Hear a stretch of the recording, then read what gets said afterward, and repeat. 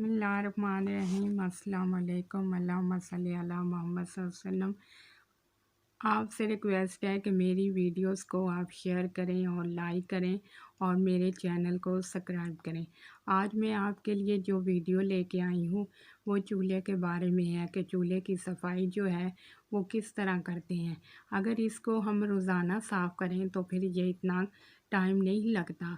अगर ज़्यादा टाइम लगेगा वो इसलिए लगेगा कि हम रोज़ाना साफ़ ना करें। ये आज मैंने वीडियो इसलिए बनाई है कि हम चूल्हे को किस तरह आसानी से साफ़ कर सकते हैं। जिस पे चाय के दाग हों तो वो कैसे साफ़ होता है।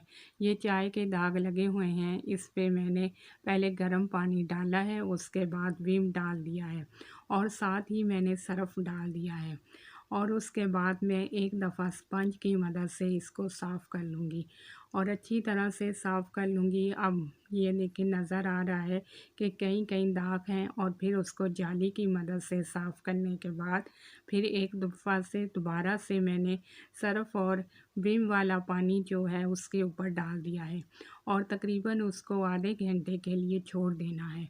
उससे ये होगा, ये नरम हो जाएगा और उससे अच्छी तरह से इसका मैल कुचैल साफ़ हो जाएगा।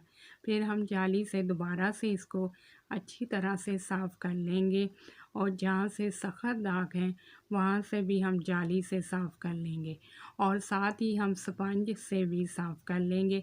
सर्फ़ डालने का फ़ायदा ये हुआ कि जो सख़त दाग थे वो स्पंज से बिल्कुल साफ़ हो जाते हैं और चूल्हे में एक अच्छी सी शाइनिंग भी आ जाती है।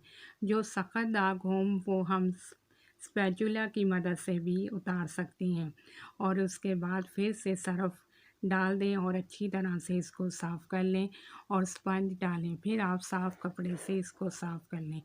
अब उसके बाद एक दफ़ा से आप फिर सर्फ़ वाला पानी डालें और अच्छी तरह से ये साफ़ हो जाएगा और उसके बाद आप कपड़े को अच्छी तरह से साफ़ करके इसके ऊपर लगा दें और माशाल्लाह देखें कैसा साफ़ हो गया है। Thank you.